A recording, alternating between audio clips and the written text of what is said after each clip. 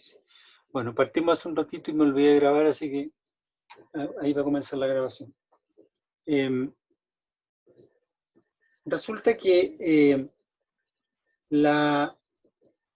el curso de inferencia estadística, no me acuerdo, yo ahora lo vi hace poquito, creo que está en paralelo o después de un curso de teoría de la medida. Entonces eso no tiene mucho sentido, porque si el curso de probabilidad y el curso de inferencia estadística son cursos previos, no es necesario usar teoría de la medida. Por lo tanto, teóricamente uno no sabe eso, y como no sabe, entonces lo que trabaja es con variables aleatorias que o tienen densidad o tienen función de cuantía. Y es lo que vamos a hacer. Este curso de inferencia estadística se puede hacer general, o sea, no necesariamente con que sea densidad, que haya densidad o que haya función de cuantía, no se necesita, todo se expresa en función de esta medida imagen, ¿ya?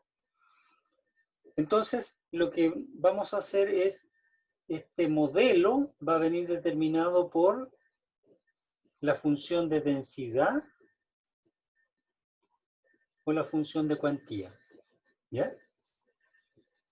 Que después la voy a escribir de una única manera. Así que uno distingue cuando el caso en que sea la variable discreta o cuando sea continua, porque eso, la función de densidad para el caso continuo y la función de cuantía para el caso discreto. Entonces el modelo para la población es la distribución, ¿ya? Habitualmente lo vamos a notar así. El modelo, vamos a decir, X se distribuye, por ejemplo, binomial 10, P. Entonces, ¿cuál es el parámetro teta ahí? P. ¿Cuál es el espacio paramétrico? 0,1, el intervalo 0,1. O X se distribuye normal mu sigma cuadrado. ¿Cuál es el modelo? Bueno, distribución normal. En ese caso, continua tiene densidad. ¿Cuál es el parámetro? Ahí es bidimensional, es mu sigma. ¿Cuál es el espacio paramétrico? Sería en este caso donde vive mu, R, cruz, donde vive sigma, R más. R cruz R más. ¿Ok? Si X fuera con distribución gamma de parámetro alfa beta, entonces ¿quién sería teta? El par alfa, beta. ¿Quién sería el espacio paramétrico? Sería R más cruz R más, porque ambos son positivos, ¿no? Ese es el parámetro, o sea, las distribuciones de probabilidad dependen de parámetros. Ahora, ¿qué significa eso? Cualquiera sea el parámetro, por ejemplo, cualquiera sea muy sigma, si que normal muy sigma cuadrado, cualquiera sea muy sigma, la f sub x, o sea, la densidad 1 partido por raíz de 2 pi sigma, e elevado a menos 1 medio, t menos mu partido por sigma todo eso al cuadrado, cualquiera sea el mu y cualquiera sea el sigma, eso siempre va a ser una densidad. En ese sentido, espacio paramétrico. Cualquiera que sean esos dos parámetros que usted ponga ahí, eso siempre va a ser una densidad. O si usted pone binomial 10p, cualquiera sea el p, un medio, un quinto, cualquiera sea el valor entre 0 y 1, eso siempre va a ser una función de cuantía, la función p sub x. ¿Ya? En ese sentido, uno mueve el parámetro, pero siempre tiene un modelo. Entonces, esta es como una familia de modelos. Y lo que vamos a después a tratar de hacer es ver qué parámetro sería el adecuado, entre comillas, para tener un buen modelo que describa esta variable x. O sea, ¿qué valor de teta poner? En función, por supuesto, del conocimiento que vamos a tener de la población a través de lo que vamos a llamar después una muestra. Entonces, el próximo sería parámetro. El parámetro. Parámetro o parámetros del modelo.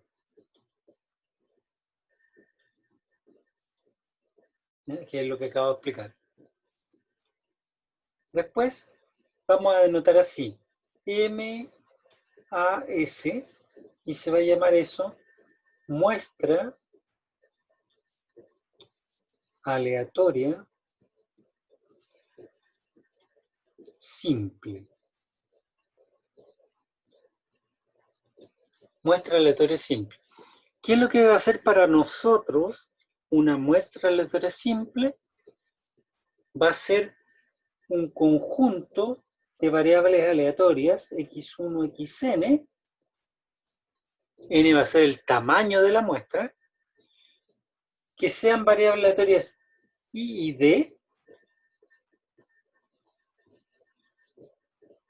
D, y con la misma distribución que la población. I y D con la misma, por eso que de alguna manera antes nos preparamos para estas cosas, con la misma distribución que X.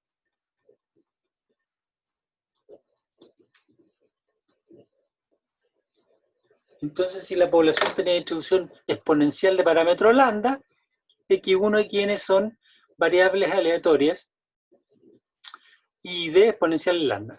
En el ejemplo que vimos en la última clase, en la motivación, cuando yo sacaba las pelotitas desde la bolsa, entonces la sacada era la iésima sacada, el que me diera 1 si era roja y si me diera 0 si no era roja, esa es la variable aleatoria. Y ellas son independientes y tienen la misma distribución que la variable x, que era si era roja o no era roja cuando yo sacaba una pelotita. ¿Ok? Porque el interés de nuestro era saber cuántas rojas había en esa bolsa. ¿Ok? Ahora usted me dice, sí, pero es que no es verdad, no eran independientes, porque ¿para qué va a estar con reposición? Es verdad, pero en general, como el tamaño de esa bolsita era grande, entonces se puede asumir que las variables son I y D. ¿Ya? Más general, en general nosotros vamos a trabajar con muestra aleatoria simple, pero más general, una muestra aleatoria podría ser un vector simplemente con alguna distribución. ¿Ya? Un vector que tenga una cierta distribución. ¿Ya? Que va a ser el caso que les voy a mostrar después cuando veamos la multinomial.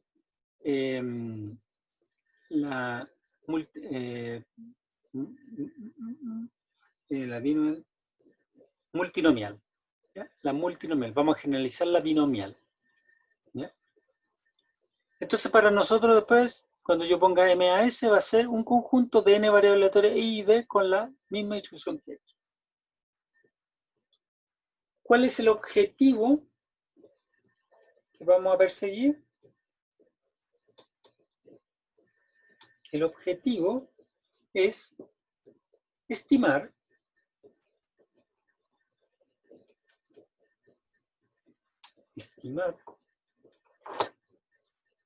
el parámetro involucrado en la distribución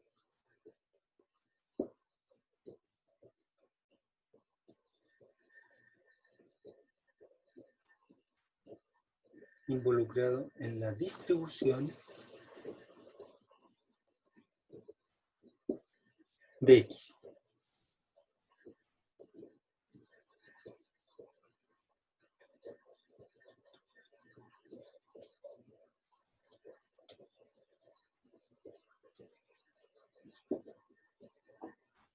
O sea, ese valor, ese teta que aparecía ahí arriba. ¿Mm? Ese va a ser nuestro objetivo. O estimar ese parámetro. Estimar el parámetro involucrado en la distribución de X. Es decir, en el modelo. ¿Ya? ¿Qué es lo que significa estimar? Estimar significa que buscar algo que se parezca en algún sentido a ese parámetro.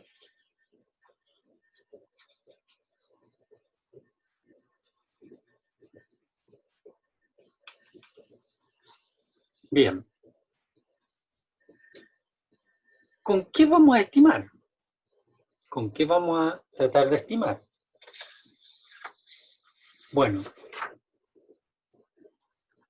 ¿qué es lo único que vamos a conocer? ¿Nosotros qué vamos a conocer?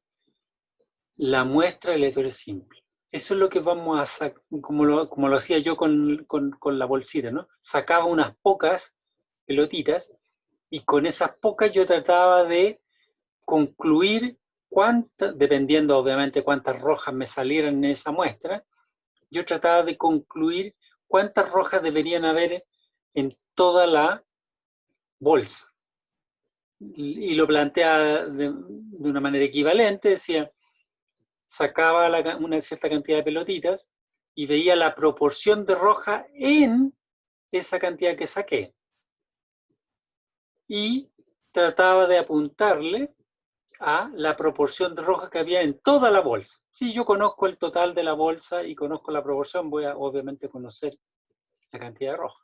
¿Ya? Y esa proporción era el valor. Entonces lo que vamos a tratar de hacer es tratar de estimar este parámetro, que puede ser, como dije, multidimensional, y la única fuente donde nos podemos tomar es la muestra aleatoria simple. ¿Ya? Ok. Entonces, por esa razón voy a hacer la siguiente definición. Un estimador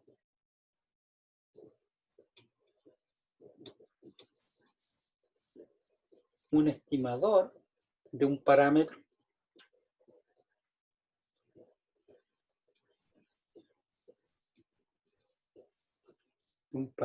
del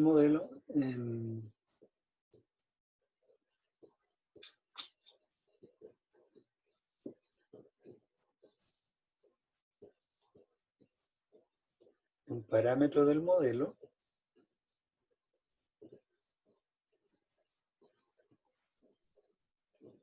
es un parámetro del modelo será una variable aleatoria de la forma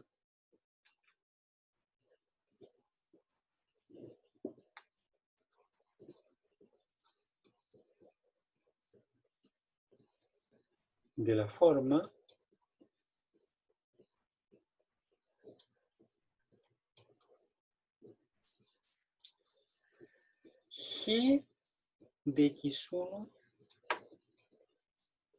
a xn con G, una función de Rn en R. ¿Ya? Entonces, para nosotros va a ser un estimador de un parámetro del modelo, será una variable aleatoria de la forma G de x1 y xn, por ejemplo, que se sumen, que se multipliquen, que se saque el mínimo, el máximo, que se sumen los cuadrados y divida por n, no sé, cualquier función de ella, de modo que se parezca en algún sentido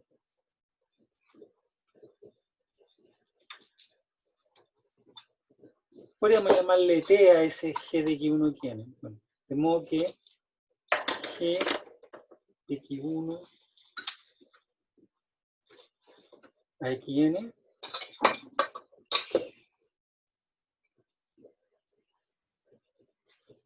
se parezca en algún sentido al parámetro. Que habitualmente el parámetro se anota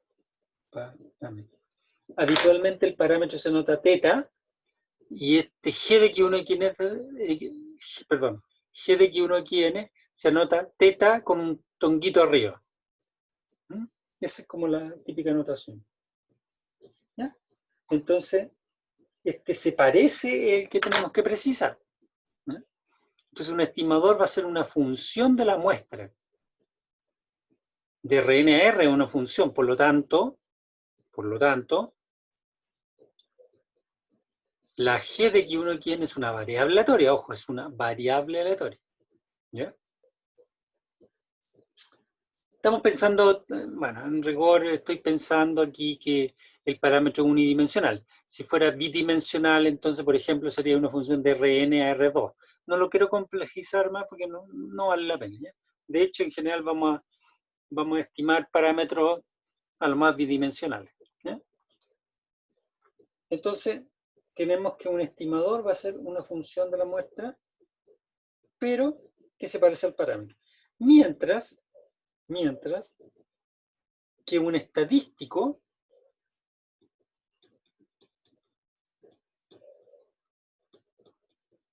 en el lenguaje de inferencia, un estadístico es una función de la muestra nomás. Es una función h de x1, xn, con h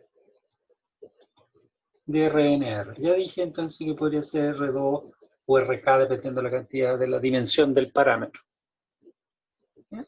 Entonces un estadístico es una función de la muestra, no necesariamente se parece al parámetro. Esa es la diferencia, ¿no? Entonces, por supuesto, entonces que si tenemos un estimador, en particular es un estadístico. Pero si tenemos un estadístico, no necesariamente un estimador, ¿ya?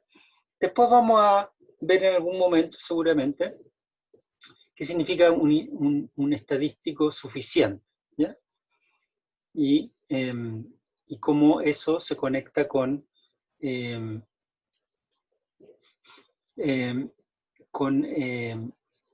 la esperanza condicional en particular.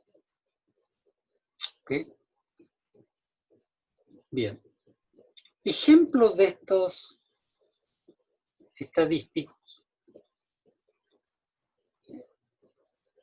serían, por supuesto, ¿qué es lo que hay que tener? Hay que tener una población X. Ya vamos a empezar a usar el lenguaje típico. El modelo, caracterizado por su función de distribución, contesta en un cierto conjunto, y la muestra aleatoria simple. La muestra aleatoria simple, que son variables x1, xn, son y d. Entonces, ejemplos de estadísticos, que en particular algunos son estimadores. X barra. ¿Cierto? X barra es la suma de las variables aleatorias. Ahora entenderán por qué anduvimos todo harto rato trabajando con este tipo de variables aleatorias. X1, xn, o sea, X barra, ¿qué es lo que es? Es una función h, pongamos. Por el momento no sabemos que es un estimador, así que ya vamos a ver que sí lo es. Entonces, pongamos, es una función h de x1, xn. ¿Y cuál función? La explicitamos al tiro. Entonces sería sería una función h de x1, xn con h de RNR, que hace lo que tiene que hacer, por lo mismo que está ahí. O sea que toma un vector T1Tn y lo lleva a la suma de los Ti dividido por n. Otro, uno famosillo que hemos trabajado, fíjense que estamos en genérico, en cualquier modelo. S cuadrado, ¿de acuerdo? El S cuadrado. Que es 1 partido por n menos 1, suma de 1 a n de los xi menos x barra, todo eso al cuadrado. O sea, S cuadrado nuevamente es una función de hd. No la voy a escribir, pero se entiende cuál es la función que está subyacente. Otro bueno, lo mismo pero dividido por n. ¿No? Pero quiero mostrarle otro, R, primero va a ser X sub K, que es la késima variable aleatoria, esto se llama estadístico de orden, es la késima variable aleatoria ordenada de menor a mayor. ¿No? Entonces, si K vale 1, este es el mínimo. Y si K vale n, esto es el máximo. ¿Okay? Pero la késima, entonces, para definir la késima tendría que ser, esta es el mínimo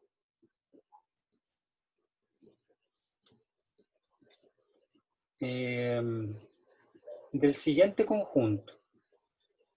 De todas las variables aleatorias, x1, xn, debería definir primero la primera, al menos la primera, el x1. ¿Ya? El x1 es el mínimo. Y de ahí parto. x1, xn. Entonces, ¿qué sería el x2 paréntesis? Sería el mínimo de todas menos, le saco la más chica, ¿cierto? O sea, le sacaría la variable x1 paréntesis. Pero como quiero la késima, le saco las primeras k menos 1.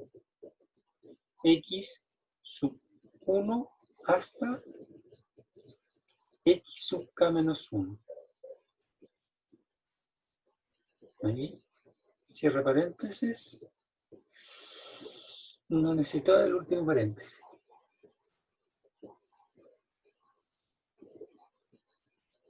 ¿Sí? Entonces, estoy haciendo una diferencia de dos conjuntos. El conjunto de... no, sí, perdón, la necesitaba. El mínimo de eso, entre eso... Ahí sí. ¿Ya? Entonces, adentro hay una diferencia de dos conjuntos. Un conjunto tiene de x1 a xn y el otro, por ejemplo, si k vale, por supuesto, esto es k mayor que... mayor estricto que 1, pues ya lo definí para el 1, y menor o igual a n. Entonces, por ejemplo, si k vale 2, entonces, ¿quién sería x2 paréntesis?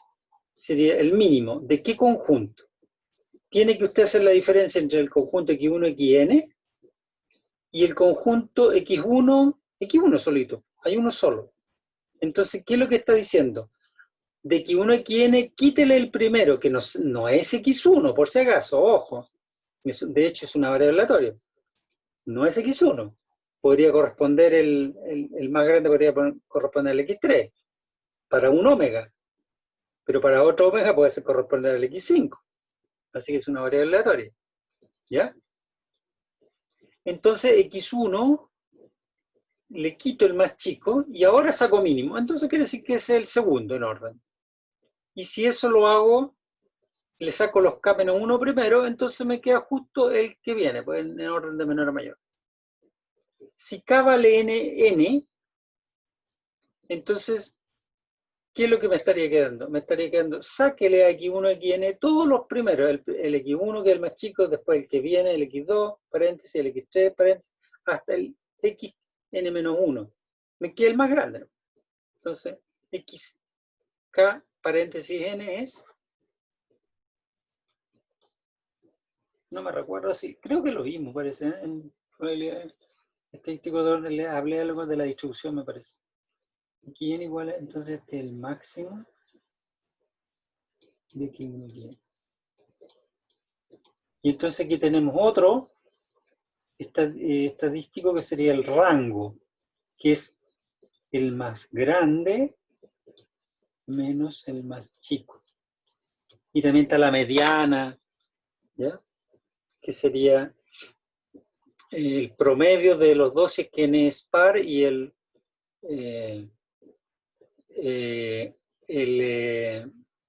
justo el del medio si es que es impar.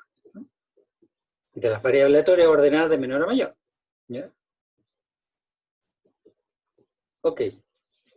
Ahí tenemos ejemplos de estadísticos, que en algunos casos son, después los vamos a ver, que son estimadores. Bien.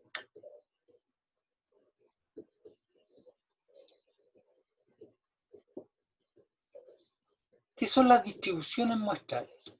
Distribuciones, que también nos hemos preparado muy bien para esto, distribuciones muestrales.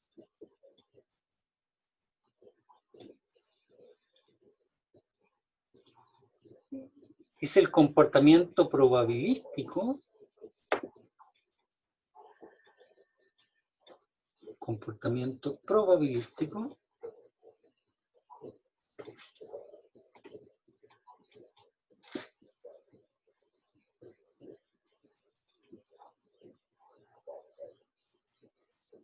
¿de quién? ¿De quién? El comportamiento probabilístico de las funciones de la muestra, o sea, de los estadísticos. Comportamiento probabilístico de H de X1, Xn. ¿Se acuerdan que nosotros nos quemamos las pestañas tratando de ver cuál es la distribución de ese cuadrado, cuál era la distribución de X barra, etcétera? ¿Ya? Entonces, es por eso, porque los vamos a necesitar. Entonces, las distribuciones muestrales son, ahí viene la palabra, distribuciones muestrales. Entonces, ¿qué es lo que es? Tengo una función de la muestra, que es h de x1, xn, y quiero saber su comportamiento probabilístico. Es decir, su distribución de probabilidad. Su distribución de probabilidad. Es decir,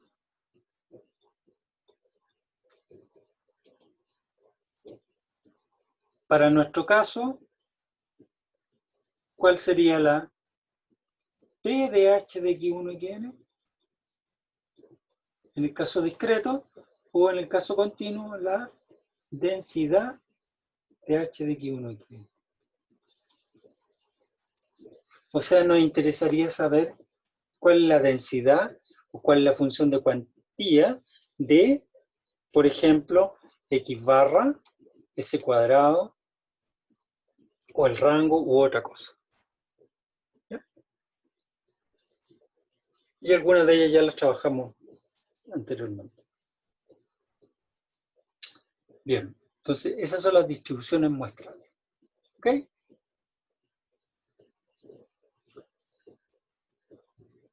Tenemos la estructura. Tenemos la estructura. Y entonces vamos a dar algunas definiciones respecto de el estimador que vamos a sacar con esa estructura. Todavía estoy hablando en genérico, el estimador. Entonces después vamos a ver una técnica para encontrar los estimadores. Ah, pero es que me dijo que los estimadores son funciones de la muestra que se deberían parecer al parámetro. Entonces,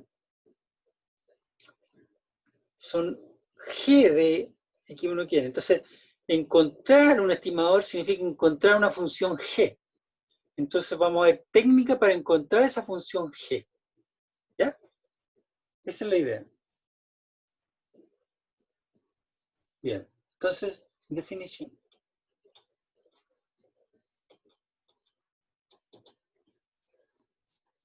¿Qué va a ser un estimador insesgado? ¿Qué va a ser un estimador consistente? ¿Qué va a ser el error cuadrático medio? ¿Ya? Entonces, obviamente, aunque lo voy a repetir porque, sobre todo al principio, ¿cuál es la estructura? Aunque podría saltármela y decir, da un estimador, etcétera, pero para reforzarlo. Entonces, supongamos que tenemos, entonces, nuestra estructura. Tenemos una población X, tenemos un modelo, dado por la función f sub x de teta. Ya después voy a escribir de otra manera ese modelo. Acordarse que para nuestro caso esta solamente queda caracterizada por la cuantía, caso discreto, o densidad, caso continuo. Después, ¿qué más teníamos? Una muestra aleatoria simple, x1, x2. ¿Y qué tenemos? Tenemos un estimador. Entonces, G estimador. No he dicho cómo se encuentra por el momento, o sea, algo dije recién de cómo después lo vamos a encontrar. Pero por el momento es un estimador, o sea, es una función de x1 y xn que se parece a el parámetro θ. ¿Ya? El θ que habitualmente uno tiene que especificar el espacio paramétrico donde vive. ¿Ya? Bueno, entonces, podríamos anotarlo como t, ¿ya? Vamos a utilizarlo como t para no andarlo estudiando. Entonces, se dice que el estimador es insesgado, entonces se dice que el estimador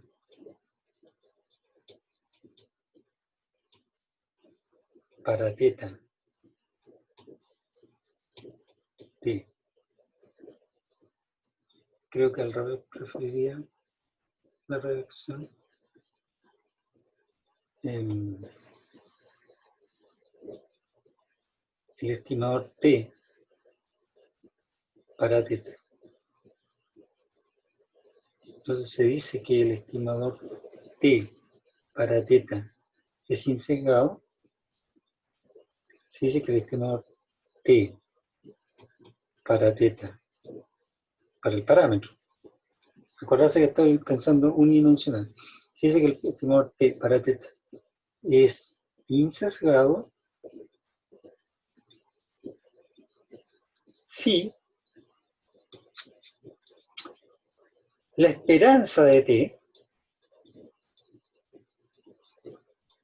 me da justo el parámetro. O sea, lo que yo espero de este estimador t es justo el parámetro. Entonces, claramente aquí vamos a entrar en un cierto, comillas, problema, porque para poder calcular la esperanza de t, vamos a ocupar propiedades de t, dependiendo cómo sea t. Por ejemplo, de suma, podríamos encontrar la esperanza de la suma de la esperanza, y calcular la esperanza de cada uno de los sumandos, que a lo mejor puede ser más simple. ¿Ya? O la otra es que si no es tan simple, por ejemplo, si t es el mínimo de lo que uno quiere, entonces ahí no me queda otra que, para poder calcular la esperanza, tener el comportamiento probabilístico de t, o sea, saber la distribución muestral, o sea, conocer la función de densidad si es que fuera continuo. Entonces habría que encontrar la densidad para el mínimo de x1 y xn. ¿Ya?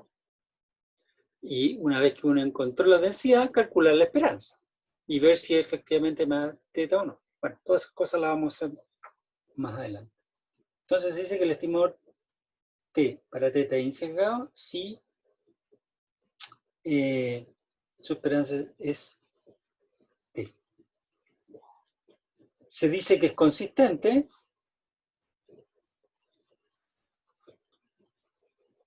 para no redactar todo, no, se dice que es consistente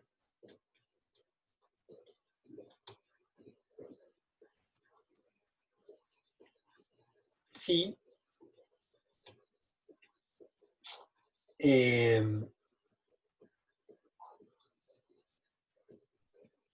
lo voy a escribir así, aunque de ahí lo noto de otra manera. T converge en probabilidad a θ. Converge en probabilidad.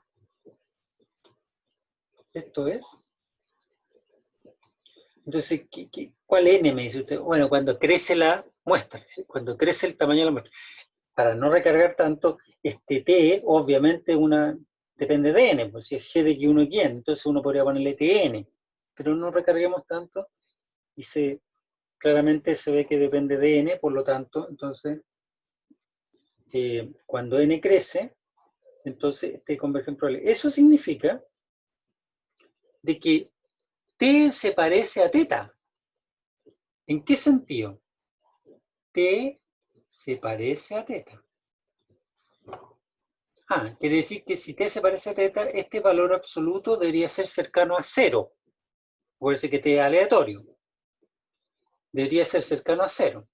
Si t, a medida que n crece, se va pareciendo más a teta, entonces este suceso, cualquiera sea epsilon, ese suceso, que la diferencia entre t y teta sea más grande que epsilon, a medida que n crece, eso debería ser como el vacío, ¿no es cierto? Porque como t se va a parecer a teta, y n crece, crece, crece, y entonces t se está pareciendo a teta, entonces eso no va a ser mayor que epsilon. Por lo tanto, esta probabilidad debería ser como 0. ¿Cuándo? Cuando n tiende a infinito. ¿Ya? Esa es la definición de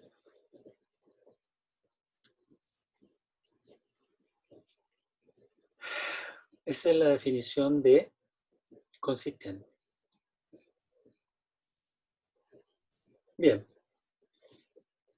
En varios casos ocurre esto. Para demostrar esto, este límite, a veces se usa la desigualdad de Chebyshev o la desigualdad de Markov. ¿Ya?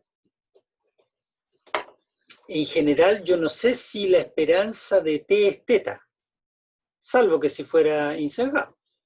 Pero si no lo es, entonces la esperanza de t no va a ser teta. Por lo tanto, no puedo aplicar Chebyshev, porque Chebyshev dice que t menos su esperanza, en valor absoluto, mayor que epsilon, es menor o igual que la varianza de t dividido por epsilon cuadrado.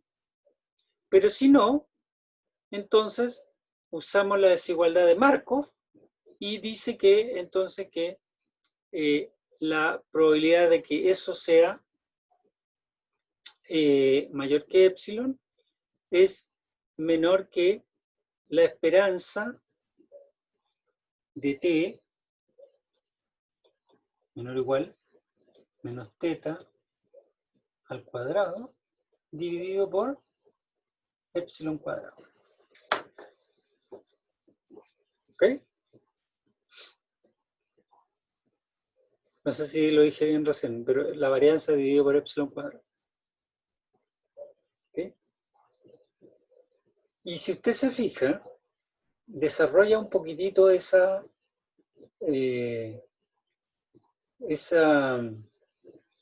expresión, esperanza de t,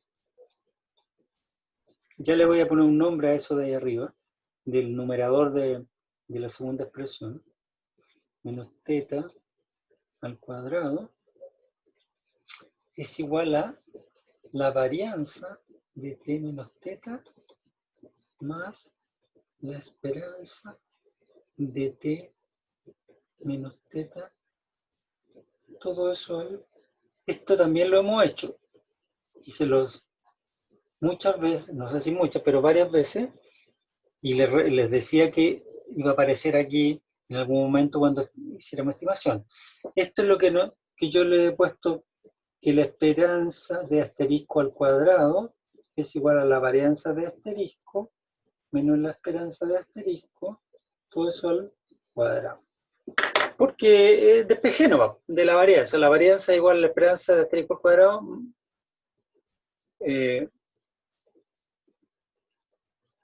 en más, ¿no es cierto? Más. Más, ¿sí, no? Entonces, sí, pues bueno, acá lo puse más. Entonces, si usted pasa la esperanza de asterisco al cuadrado hacia la izquierda, entonces le queda justo la varianza.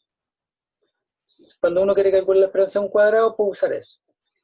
Bien, y como la varianza de una variable desplazada en una constante, porque θ es un parámetro desconocido, pero es parámetro, una constante, es la varianza de la variable, nada más. Y esto es lo mismo que por la linealidad, es la esperanza de t menos θ, todo eso al cuadrado. Por lo tanto, por la desigualdad de Markov, para que esa probabilidad de t menos θ mayor que epsilon en módulo se vaya a cero, bastaría que el lado derecho se vaya a cero. Y para que el lado derecho se vaya a cero, bastaría que el numerador se vaya a cero, porque el de abajo es una constante, cualquiera, positiva. Y el numerador, para que se vaya a cero, como es una suma, bastaría que cada término se fuera a cero. Entonces bastaría con que la varianza se fuera a cero y que la esperanza de t se fuera a θ. O sea, bastaría con que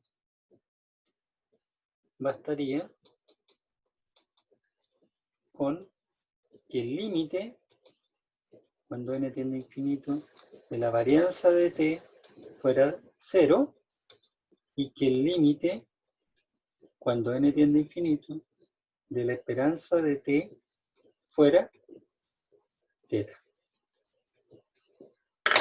Si se dan esas dos cosas, entonces tendríamos que el lado derecho se va a 0 y por lo tanto sería consistente. Ahora, si es que el estimador ya sabemos, esto es general, no necesita hacerlo con la desigualdad de Chebyshev, hágalo general. Si es que fuera consistente, si el estimador fuera insesgado, eso significaría que la esperanza de t sería igual a θ. Por lo tanto, el t término que está aquí sería 0. Ese término que está ahí sería 0.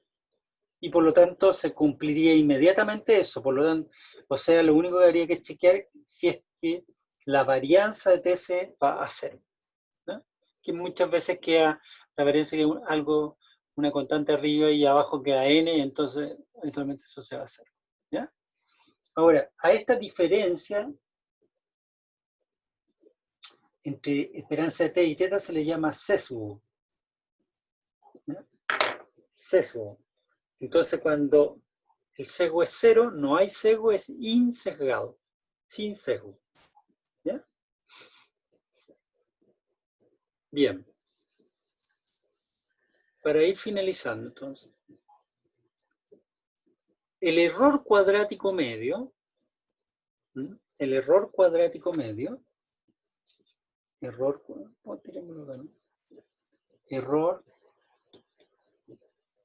cuadrático medio del estimador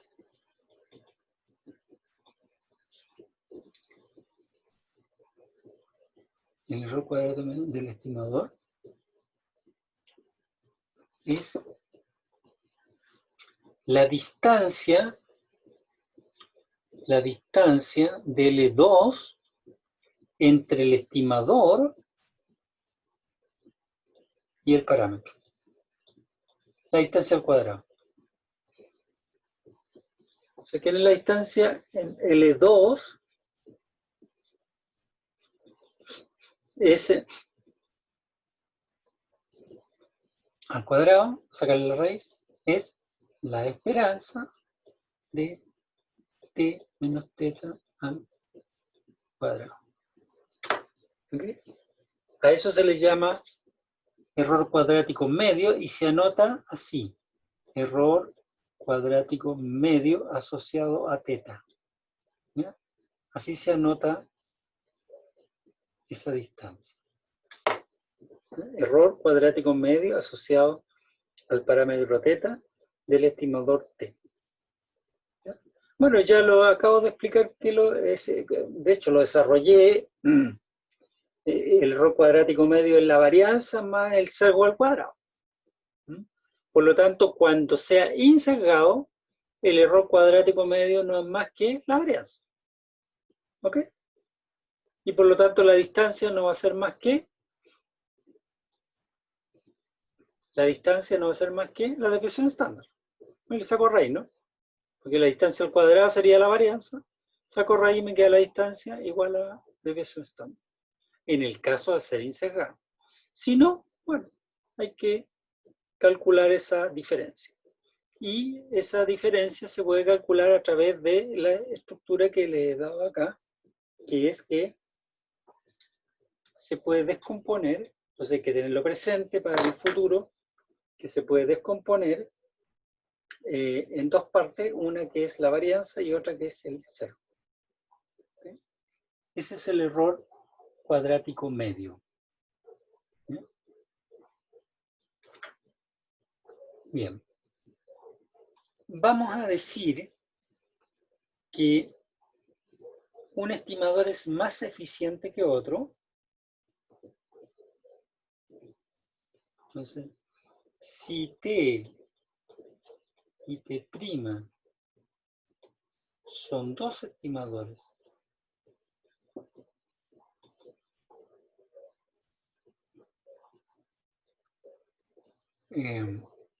aquí échale una miradita, yo creo que por la parte, por lógica, digamos, deberían ser insesgados, ¿eh? Pero son dos estimadores de teta. Entonces, si T y T',